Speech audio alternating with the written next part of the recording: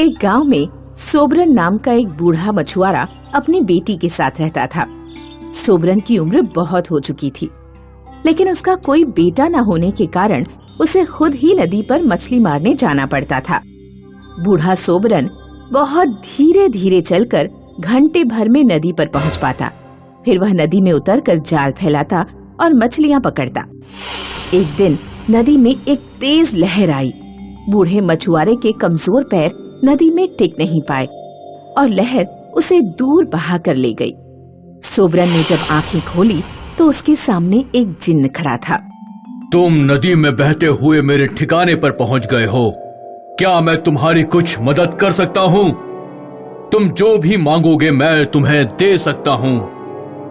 मुझे कुछ नहीं चाहिए, मुझे बस मेरे घर पहुंचा दो। मेरी बेटी मेरा इंतजार कर रही होगी।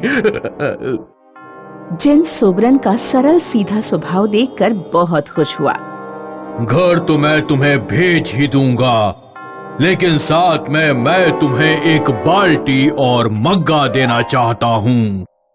बाल्टी में मग्गा डालकर तुम अपनी मनचाही चीज निकाल सकते हो, लेकिन एक बात का विशेष ध्यान रखना, जितनी जरूरत हो उतनी मात्रा में कोई चीज निकालना। कोई चीज जमा करके मत रखना। अगर ज्यादा लालच किया तो परिणाम खतरनाक होंगे। जिनके चुटकी बजाते ही बूढ़ा मछुआरा अपने घर पहुंच गया। पापा, आप कहाँ चले गए थे? गांव के लोग कह रहे थे कि आप नदी में डूबकर मर गए हैं। ईश्वर की कृपा से बच गया बेटी। मुझे जादुई मग्गा बाल्टी मिले हैं। देखो, मैं तुम्हें इस्तेमाल करके दिखाता हूँ। सोबरन ने बाल्टी में मग्गा डालकर कहा। सोबरन ने जब मग्गा बाहर निकाला तो देखा कि मग्गा मछलियों से भरा हुआ है। अब सोबरन को नदी पर नहीं जाना पड़ता था। वह अपनी जरूरत के हिसाब से जादुई मग्गे से बाल्टी से मछलियां निकाल लेता। सोबरन के पड़ोस में कांचा का घर था। कांचा ने कई बार सोबरन के घर के पास आते जाते सोबरन की आवाज सुनी थी। कांचा सोबरन के घर से आ रही आवाज सुनता है। बाल्टी, मुझे मछलियां दो। चक्कर क्या है? ये सोबरन क्या बकता रहता है? बाल्टी से भला कोई मछलियां क्यों मांगेगा? कांचा सोबरन के घर में गया। उसने देखा कि सोबरन बाल्टी से मछलियां निकाल रहा है। कांचा ने सोबरन से पूछा, सोबरन, तुम ये क्या बकते रहते हो कि बाल्टी बाल्टी मछलियां दो? सीधे साधे सोबरन ने कांचा को जादुई मग्गा बाल्टी के बारे में सब कुछ बता दिया। सोबरन भाई, कुछ देर के लिए अपनी बाल्टी मग्गा हमें दे दो। मेरा काम धंधा अच्छा नहीं चल रहा है। मुझे भी अपनी जरूरत का कुछ सामान निकालना है। ठीक है, ले जाओ, लेकिन ध्यान रखना, जितनी जरूरत हो उतना ही निकालना। कांचा जादुई मग्गा बाल्टी अपने घर ले आया। कांचा और उसकी पत्नी ने अपनी जरूरत की हर चीज निकाल ली। बाल्टी बाल्टी चावल दो। बाल्टी बाल्टी दूध दो। बाल्टी बाल्टी टॉयलेट साफ करने वाला फिनाइल दो। ए जी, अगर ये बाल्टी मग्गा किसी तरह हमेशा के लिए हमारे हो जाए तो हमारी 7 पीढ़ियां मुफ्त खाती रहेंगी। लेकिन ये बाल्टी मग्गा हमेशा के लिए हमारा कैसे हो सकता है? तुम भी बहुत बुद्धू हो। हमारे बेटे संजय का रिश्ता सोबरन के पास लेकर जाओ। अगर हमारे बेटे की शादी सोबरन की बेटी से हो गई तो सोबरन के घर जो कुछ भी है वो सब हमारा। कांचा सोबरन के घर अपने बेटे की शादी के बारे में बात करने पहुंचा, लेकिन सोबरन की बेटी ने शादी करने से मना कर दिया। पिताजी, मैं रायपुर गांव के एक लड़के से प्यार करती हूँ और शादी करूंगी तो उसी से करूंगी। ठीक है बेटी, तुम्हारी जैसी इच्छा। कांचा तिलमिलाया हुआ अपने घर लौटा और उसने अपनी पत्नी को सब कुछ बताया। एक मछुआरे के बेटे की इतनी हिम्मत कि उसने हमारे बेटे को ठुकराया। अभी उसका बाल्टी मग्गा हमारे ही पास है। बाल्टी मग्गा लौटाने से पहले हम इससे इतना सोना निकालेंगे कि गांव का सबसे बड़ा सेठ भी हमसे ईर्ष्या करेगा। लेकिन सोबरन ने जरूरत से ज्यादा सामान निकालने के लिए मना किया है। वो उसकी चालाकी है। वो नहीं चाहता कि हम उसके बाल्टी मग्गे से अमीर हो जाएं। कांचा की पत्नी ने बाल्टी से बार बार सोना निकालना शुरू कर दिया। अचानक बाल्टी पूरी सोने से भरने लगी। कांचा और उसकी पत्नी बहुत खुश हुए, लेकिन जल्द ही उनकी खुशी गम में बदल गई। बाल्टी से निकला सोना बढ़ते बढ़ते कांचा और उसकी पत्नी के चारों ओर एक बंद घेरा बनाने लगा। कांचा और उसकी पत्नी को सांस लेना भी मुश्किल हो गया। कोई हमें बचाओ वरना हम सोने में दफन हो जाएंगे। कोई भी कांचा और उसकी पत्नी के चीखने चिल्लाने की आवाज नहीं सुन पाया और दोनों लोग सोने में दबकर मर गए।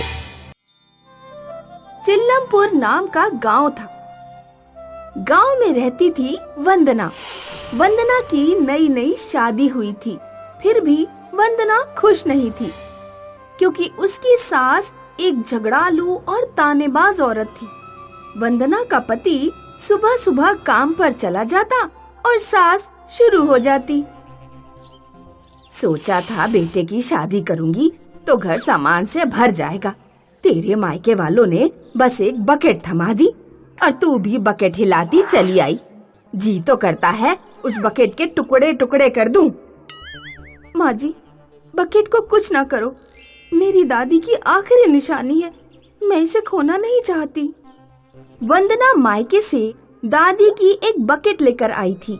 दादी की आखिरी निशानी समझकर बकेट का अच्छे से ख्याल रखती थी। ठीक है, जा कपड़े धोकर आ। वंदना बकेट में कपड़े रखकर निकल पड़ी और नदी किनारे आकर रोने लगी।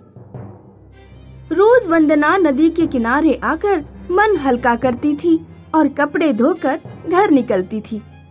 उस दिन भी वंदना नदी के किनारे बैठकर रो रही थी। शादी करके मैं तो पूरी तरह फंस गई। पढ़ाई लिखाई में तेज थी। सोचा था शादी ना होती तो अफसर बन जाती, जिंदगी के मजे लेती। माँ बाबूजी ने ससुराल नहीं नरक भेजा है मुझे। दादी जिंदा होती तो ये सब ना होता। वंदना फूट फूट कर रोने लगी और कुछ पल बाद वो शांत हो गई।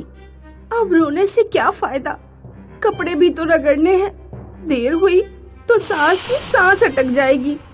वंदना ने बकेट हाथ में ली और पानी में डुबोने ही वाली थी कि उसके हाथ से बकेट फिसल गई और पानी के साथ साथ तैरते हुए जाने लगी। हाय दैया, अब मैं क्या करूं? मेरी बकेट! मुझे तो तैरना भी नहीं आता। वंदना बकेट की तरफ असहाय होकर देखती रही कि अचानक नदी के बीचों बीच जाकर बकेट थम गई और वंदना खुश हो गई। अरे, ये तो अपने आप रुक गई। ए बकेटिया, प्यारी प्यारी बकेटिया, आजा, आ मेरे पास। वंदना बकेट को बुला रही थी, लेकिन बकेट हिली नहीं। वहीं की वहीं खड़ी रही और धीरे धीरे बड़ी होने लगी। ये देखकर वंदना की बोलती ही बंद हो गई। बकेट बढ़ती चली गई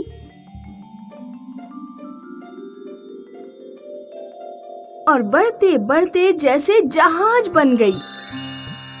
चमत्कार देखकर वंदना के होश उड़ गए थे।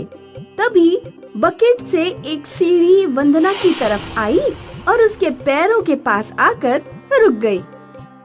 बकेट मुझे बुला रही है। दादी, ये क्या करिश्मा है? हाय दैया, क्या करूं? वंदना काफी डरी हुई थी। तभी उसे ख्याल आया, बकेट दादी की है। और दादी मुझे नुकसान नहीं पहुंचा सकती। मुझे बकेट के अंदर जाना चाहिए। ऐसा कहकर वंदना बकेट की सीढ़ियां चढ़ने लगी और चढ़ते चढ़ते उसका पैर फिसल गया और वो गिरने ही वाली थी कि अचानक उसका हाथ किसी ने थाम लिया। वंदना ने देखा एक हैंडसम युवक ने उसे संभाला था। घबराइए नहीं, मैं आपका दास हूँ। चलिए आपको अंदर ले चलता हूँ। वंदना युवक के साथ बकेट के अंदर आई तो अंदर का माहौल देखकर हर्षित हो उठी। माहौल किसी 5 स्टार होटल से कम न था। दास दासियां सिर झुकाकर उसके स्वागत में खड़े थे। ये आपके दादी की बकेट है। दादी बकेट में बैठकर पूरी दुनिया घूमती थी। दादी के बाद आप ही हमारी मालकिन हो। हम आपको बकेट की सफर करवाते हैं। फिर क्या, बकेट जहाज की तरह पानी में चलने लगी और चलते चलते विशाल समंदर में आ पहुंची।